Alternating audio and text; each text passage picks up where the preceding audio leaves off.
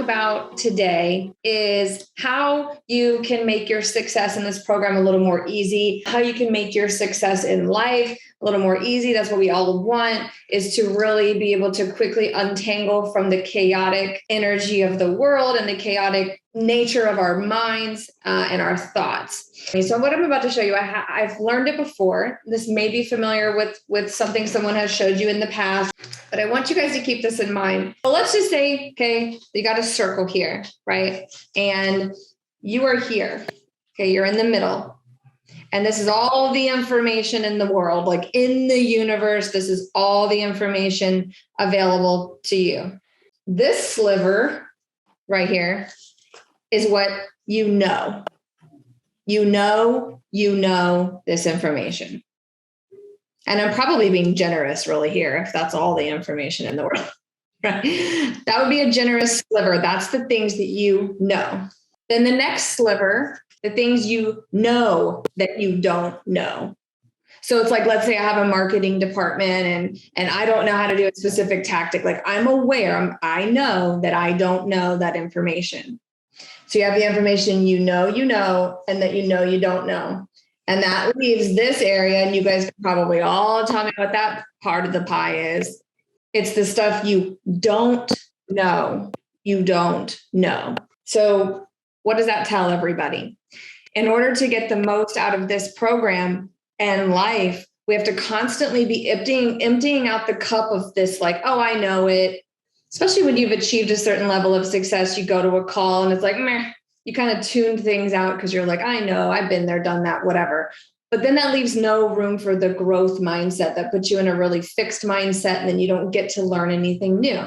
But let's all just be aware of that this week. Like, let's make a commitment to ourselves that I'm going to be aware that there is this much information in the world that I don't know. So you're working with very limited information. So the best way that we can really combat that is literally to come to terms with it, and then get as open-minded as we can.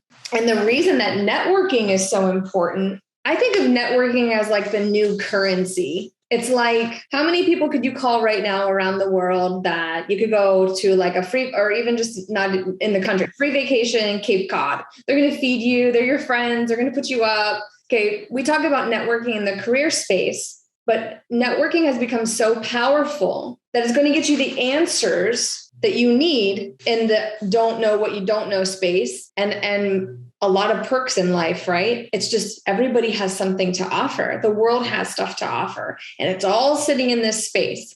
Networking is the new currency, and you're going to get all the answers here and inside this program. So we are experts in this industry, so you constantly have to be thinking, they know all the things I don't know. So how can we exchange information? How can we get better at networking? And how can we get excited about networking again because of this fact that we just don't know what we don't know?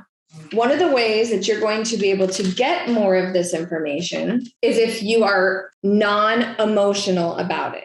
I talk a lot about transparency, vulnerability, getting to know your thoughts, emotions, actions, right? But I wanted to make sure that I'm being very crystal clear in the sense of you shouldn't be bringing all of your emotions into every decision you're making, all of your emotions into every conversation that you're having, because high emotion essentially equals low intelligence in that moment when you're acting from emotion. That fight or flight state, you're going from high intelligence to low intelligence when you're letting your emotions take over. So it's not trying to eliminate high emotion because we can't, because we're human. We want to be able to decrease how much this high emotional state is affecting our action. So just immediately everybody write down high emotion equals low intelligence. When you go into these interviews, we need to be coming from a very stable place. So get to thinking, where are you capping yourself? Like, where are you limiting yourself by just being too emotional? What area of this job search, what area of life are you limiting by just simply being too emotional about it? I have a formula here called TEA, thoughts, emotions, actions. You'll hear me always go back to that. So you have the T line. I call it the T line. So you have your circumstances in life, right? And then you have your outcomes. Always in between that, you have your thoughts, your emotions, and your actions. Okay. Your thoughts are where we get in trouble because then it generates an emotion and then usually an action or inaction. Okay. So in this case, many of you, not all, could say I'm unemployed. Okay. That's the circumstance.